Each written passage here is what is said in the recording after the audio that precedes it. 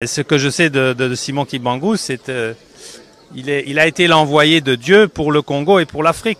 Là, il n'y a pas de doute. Vous savez, comme tous les grands saints de l'histoire, ils ont une mission. Et vous les reconnaissez comment? Par les miracles qu'ils réalisent. Maintenant, si ce sont des grands saints, c'est qu'ils sont les envoyés de Dieu. Hein, on reconnaît les saints par leurs œuvres. L'importance de connaître Simon Kimbangu, c'est de se reconnecter à son origine. Parce que la race noire est la race mère.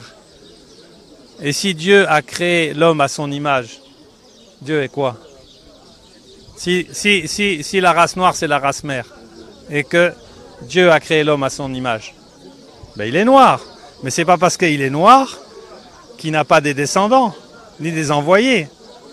Et si Dieu est noir, il peut envoyer Simon Kimbangu, il peut envoyer Jésus-Christ aussi, non? Vous voyez? Donc, moi, je suis blanc, mais je ne peux pas avoir d'enfants noirs. Vous, vous êtes noirs et vous pouvez avoir des enfants blancs. Donc, ça veut dire vous êtes la race mère. Moi, je suis vos descendants. Nous sommes partis de vos descendants. Donc, le retour, plus la connaissance de Simon Kimbangu va se faire, plus la spiritualité, le premier pouvoir qui a été enlevé au départ parce que vous connaissiez déjà Dieu, mais vous l'avez perdu. Vous êtes en train de le récupérer. Mais maintenant, il faut récupérer le premier pouvoir qui est le pouvoir spirituel. Et ça, vous allez le faire à travers vos organisations administratives, juridiques et politiques. C'est d'abord la reconnaissance de Dieu. Nzambe. Mais qu'est-ce qu'il raconte là, celui-là? Qu'est-ce qu'il raconte? Ça, c'est booster le fanatisme, l'aveuglement. C'est continuer à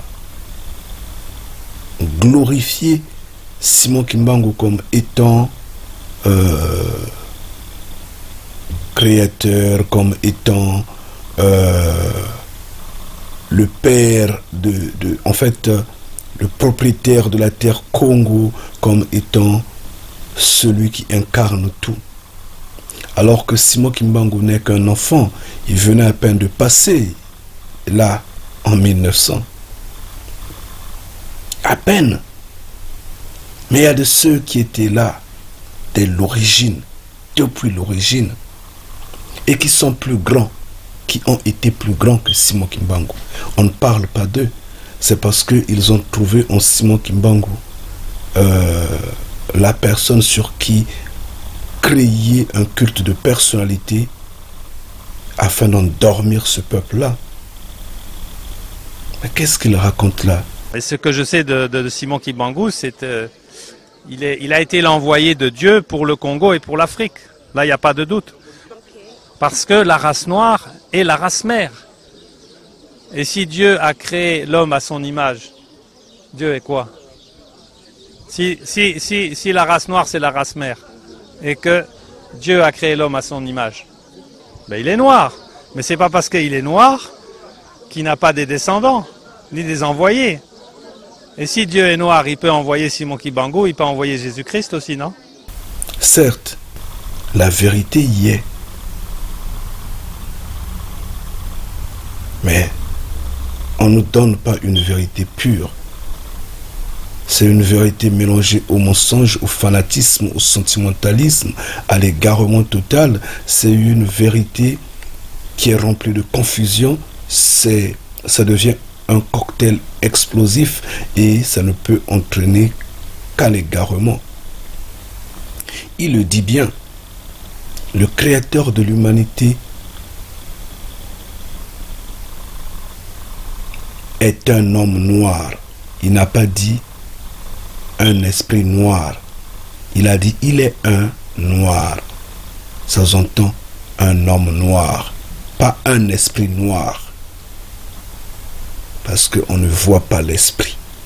Il a bien dit, si on lui repose la question de nous définir la nature du Créateur vivant, il dira qu'il est un esprit omniscient, omnipotent, omniprésent, qui est partout, qui est invisible à l'œil nu.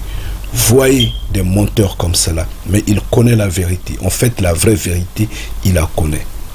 Il le sait qu'il n'y a pas d'esprit sans corps, Comme il n'y a pas de corps sans esprit, il le sait, il est conscient. Mais il ne peut pas le dire d'elle. Il ne peut pas insister là-dessus afin d'ouvrir la connaissance des Noirs. Non, il ne peut pas le dire ainsi. Il doit continuer à faire l'œuvre que ses ancêtres ont commencé, notamment celle d'égarer les Noirs. C'est ça. Et voilà, il booste encore ce mensonge-là afin de continuer dans le culte de personnalité de Simon Kimbangu, alors qu'il n'est rien. Il n'est rien. Et ça, ce peuple n'est pas prêt à le comprendre parce qu'en fait, il rentre dans le fanatisme aveugle, dans le sentimentalisme, dans les illusions, dans des rêves. Et il ne peut que continuer à croire que Simon Kimbangu c'est l'incontournable, Simon Kimbangu c'est tout, Simon Kimbangu c'est la force, Simon Kimbangu, alors que avant Simon Kimbangu il y a eu beaucoup qui sont passés. Mais toute cette vérité qu'il a cachée, n'est-ce pas le Vatican?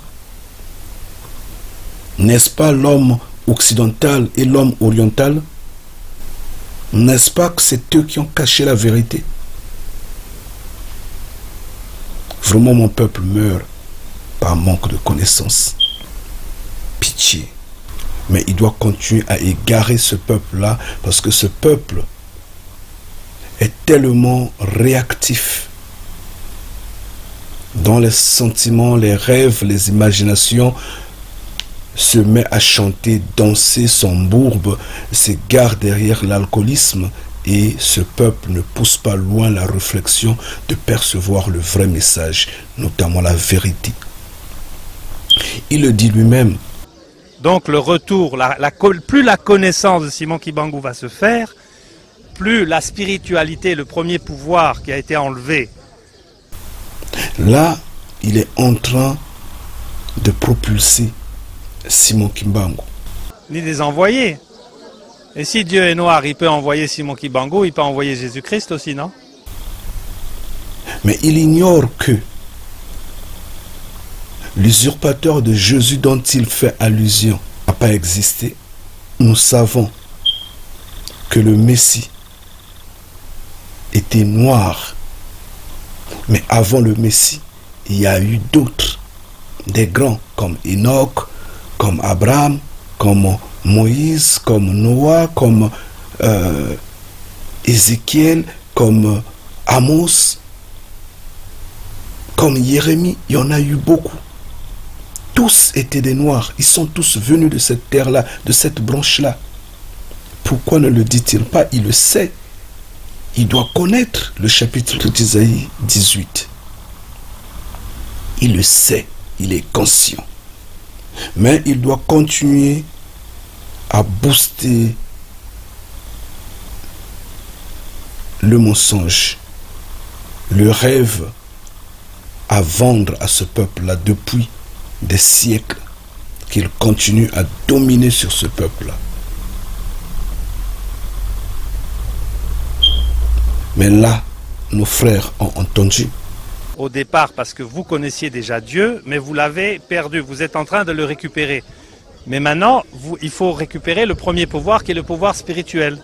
Et ça, vous allez le faire à travers vos organisations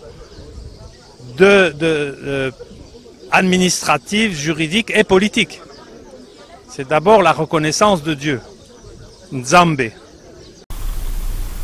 Ils disent, vous aviez perdu le Créateur vivant. Mais qu'est-ce que nous, enfants de Mfumu Congo, nous disons? N'est-ce pas que nous n'avions plus contact? Nous avions perdu totalement le contact avec le Créateur vivant. C'est pourquoi nous crions repentance. Repentance oblige, pas en allant s'agenouiller devant tout ce qui est idolâtrie. Simon Kimbangu. Simon Kimbangu, c'est qui? Il n'a été qu'un envoyé, un simple ouvrier, un simple travailleur. Bien sûr, du Créateur vivant. Mais pourquoi le glorifier, le lever comme ça? C'est ça l'embrayement. C'est ça l'égarement.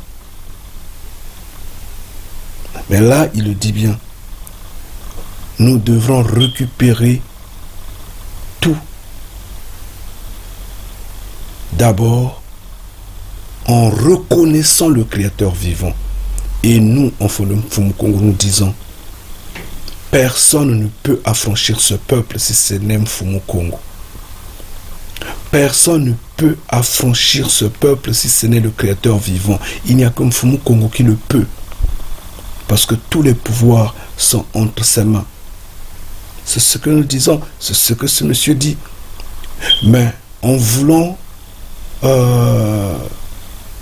en fait nous miroiter Simon Kimbangu, il nous égare encore parce que les gens seront de plus en plus fanatiques et s'éloigner du Créateur vivant parce qu'ils vont chercher juste à connaître davantage Simon Kimbangu, à se focaliser sur Simon Kimbangu, à faire des cultes à son nom et à également, parallèlement, à glorifier leur usurpateur de Jésus-Christ, cheveux longs, peau blanche, yeux bleus clairs, cet usurpateur-là qui n'a jamais existé. Ils vont continuer à glorifier ce Dieu, esprit omniscient, omnipotent, cet égrégore qui n'a jamais existé. Tout ça ne fait que le malheur de ce peuple-là. Ça ne fait que égarer ce peuple-là. Ça ne fait que éloigner ce peuple-là de la lumière, de la liberté, de l'indépendance totale. Des mensonges comme ça là. Et ceux à qui sont destinés la destruction sont contents d'entendre ça. Mais nous réagissons. Nous, enfants de Mfumu Congo, nous réagissons. Parce que nous savons que ça c'est faux. C'est des faussetés qu'il est en train de raconter là. La vérité qui est masquée, totalement embrouillée. Ça devient une confusion totale. Et nous avions dit, le cocktail est totalement explosif. C'est ça, endormir ce peuple. Restez puissamment bénis, enfants de Mfumu Congo, je vous en prie. Et à ceux qui ne connaissent pas Mfumu Congo, repentez-vous. Repentez-vous en vérité. Nous vous le disons, le Créateur de l'humanité est un homme. Lui-même, cet homme-là l'a dit à peine, là vous l'aviez entendu. Il est un homme, il est un roi, il est dans les cieux. Il est noir. Et sa couleur noire n'a pas été posée sur l'invisible de ce qui soit esprit. Non. Mais c'était posé sur la chair qu'il possède, qui couvre ses os, ses nerfs, ses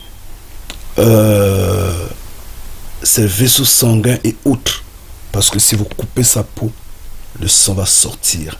Nous insistons, il a la chair, les os, les émotions. Il a le sang. Il mange, il boit, il se lave le corps, il va aux toilettes. Il est un roi. Il a une adresse dans les cieux. Et ça, c'est ce que vous devrez connaître. Si vous restez ignorant au 21e siècle de surcroît, en 2021, vous êtes un mort. Réveillez-vous et c'est par là que vous allez apostasier, vous allez quitter ces bâtiments-là, vous allez vous détourner des hommes en robe et en cravate afin d'être indépendants et voilà, restez puissamment bénis. Maintenant, si vous voulez marcher sur le reste du monde, notamment faire asseoir ces nations, dominer ces nations-là, écraser l'Occident et l'Orient, repentez-vous. Contrairement c'est le sommeil total. Ngeta. Parce que la race noire est la race mère. Et si Dieu a créé l'homme à son image, Dieu est quoi? Si la race noire c'est la race mère, et que Dieu a créé l'homme à son image, ben il est noir. Mais c'est pas parce qu'il est noir qu'il n'a pas des descendants. Au départ, parce que vous connaissiez déjà Dieu, mais vous l'avez perdu. Vous êtes en train de le récupérer. Mais maintenant, il faut récupérer le premier pouvoir qui est le pouvoir spirituel. Et ça, vous allez le faire à travers vos organisations administratives, juridiques et politiques. C'est d'abord la reconnaissance de Dieu. Nzambe.